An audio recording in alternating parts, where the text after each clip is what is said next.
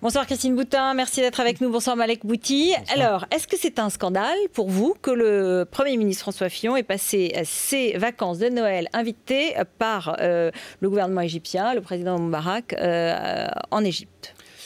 Je dirais qu'on est à la limite de la règle, mais il a le statut de Premier ministre. Je dirais, concernant le président de la République et le Premier ministre, compte tenu de l'importance de leurs responsabilités, même les vacances ne sont pas des vraies vacances, tout le monde le sait. Jamais de la vie, ces gens-là pourraient se retrouver 2-3 jours tout seuls sur une plage déserte avec leurs enfants et leurs femmes. N'y comptez pas, il y aura toujours des agents, des services. Donc ça prend tout de suite une couleur protocolaire. On peut peut-être faire attention dans les pays dans lesquels on est, attention à qui vous invite. Ce genre de choses doit être pris en compte. Mais je pense que c'est un autre problème que celui de Michel Alliot-Marie, où là, de mon point de vue, on est quand même dans une affaire de corruption. On est dans une affaire de corruption dans l'affaire Alliot-Marie. Et donc, c'est une affaire qui est éminemment plus grave compte tenu de son poste, compte tenu des événements et compte tenu de la volonté qu'ont eu les Tunisiens en offrant ce cadeau d'impliquer la ministre des Affaires étrangères dans quelque chose qui était en cours dans le pays. Donc, c'est une affaire politique extrêmement grave, alors que dans les deux autres cas, je dirais le président de la République, c'est peut-être des mœurs, des habitudes qui peuvent se discuter, mais où je ne pense pas que c'est des conséquences. Christine Boutin ?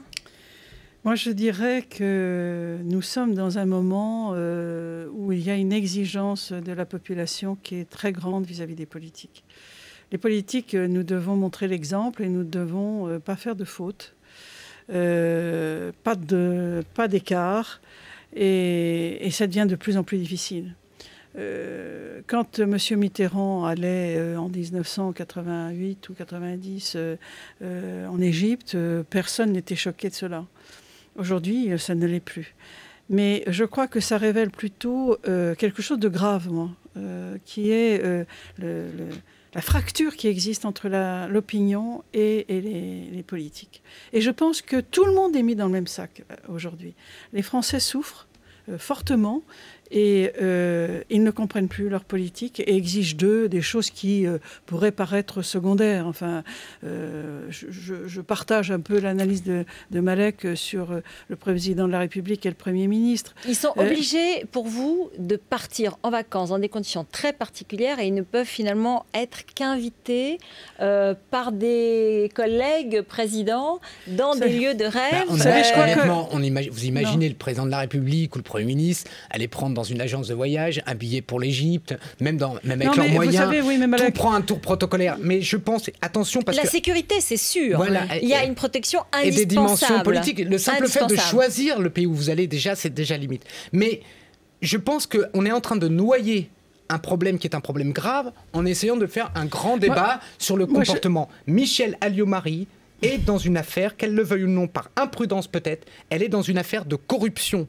active, où on a cherché à lui faire éviter de voir la réalité d'un pays à les ministres des Affaires étrangères, où on lui a donné des facilités d'ordre financier à titre personnel, qui l'ont amené à avoir un jugement et qui ont distordu son jugement dans une affaire qui a pris, c'est le moins, en matière de politique internationale, une importance extraordinaire. Elle a donc mis notre diplomatie en danger, la réputation de notre pays en danger, parce que qu'est-ce qu'on pense de ces ministres des Affaires étrangères françaises qui, dans les crises, à qui il suffit de payer un billet d'avion pour qu'ils vous autorisent à la répression. Et donc, il y a un scandale, Michel Alliot-Marie. Et après, il y a des mœurs qui peuvent changer. Mais ce ne sont pas le même débat. Et qu'on ne noie pas tout, parce qu'en France, sinon, vous savez comment on va finir? On va réunir une commission. Parce qu'on est le pays qui réunit tout une jour une commission. Il y en a une sur les conflits d'intérêts. Voilà. Il y en a une qui rappelle qu'il ne faut pas, que les ministres devraient ne pas recevoir de cadeaux supérieurs à 150 €. Oui, oui. Je ne sais pas si on en reçoit. Moi, j'en ai pas reçu comme ministre du Logement, je veux dire. C'était pas le genre de choses. Ce que je me demande aussi, est-ce que véritablement, enfin, ça va peut-être vous paraître bizarre, mais est-ce qu'il est indispensable pour passer des vacances d'aller à l'étranger quand on est ministre? Enfin, moi, je ne crois pas du tout que ça soit nécessaire. La France... Peut-être qu'on est plus tranquille. Peut-être qu'on n'a pas... Écoutez, moi, dans l'expérience ministérielle que j'ai pu avoir, j'étais que ministre, c'est vrai. J'étais ni président de la République, ni Premier ministre. Mais enfin, moi, on me laisse au Croisic, où je passe mes vacances avec ma famille. On me laisse bien tranquille. Franchement, pas de problème. Donc, je crois que dans un moment... C'est ça la difficulté. C'est que dans un moment de grande crise, où les Français souffrent tous les jours pour leur vie quotidienne, il y a cette espèce de voyage à l'étranger qui n'est pas indispensable, des avantages qui sont donnés et qui paraissent à la limite de la corruption et qui deviennent insupportables. C'est un moment particulier. Je crois qu'on peut passer de très bonnes vacances en France. C'est une technique, il faut quand même savoir, il faut quand même voir objectivement les faits.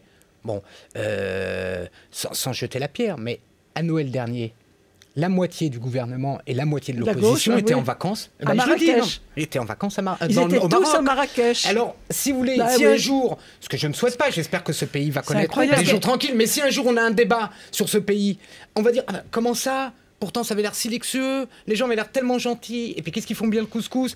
Ça distord. Attendez, je vous arrête là, parce que vous reconnaissez qu'il y avait des gens de gauche qui étaient à Marrakech aussi, et hier soir dans une émission... Je l'ai dit publiquement, oui, c'est un problème. Dans une émission de télévision, Alain Finkielkraut, le philosophe, disait « Il serait bon qu'y compris à gauche, certaines sommités oublient la résidence de luxe à Marrakech et montrent un peu d'austérité. » Et il pensait à Dominique Strauss-Kahn. Moi, je ne suis pas dans le débat sur l'austérité. Ce n'est pas le problème d'austérité. Et qui est un ou deux ou trois responsables politiques français qui aiment tel pays, qui ont un rapport, etc.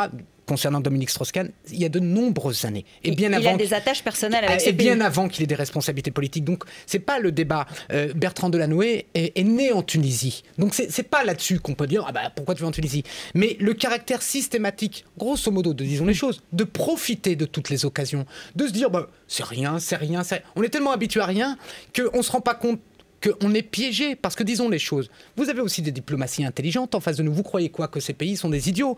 Quand la manière de traiter les invités de prestige, c'est une manière de peser dans le débat international. Alors, il y a une limite, et je pense qu'il y a des imprudences. Mais concernant, parce que je crois que c'est l'affaire de la Tunisie, avec une ministre des Affaires étrangères, par une donation privée, ce n'est pas l'État tunisien. D'un certain point de vue, ce serait moins grave que le gouvernement tunisien ait proposé à Michel Alliot-Marie de voyager en avion. Ce serait moins grave que quelqu'un comme ça privé. Vous dites oui, elle ne connaît pas le prix d'un Falcon, d'un voyage comme ça. Elle se dit pas, mais pourquoi on me donne tout ça? Et donc, je pense que Michel Alliot-Marie ne veut plus parler. Elle dit qu'elle ne veut plus s'expliquer.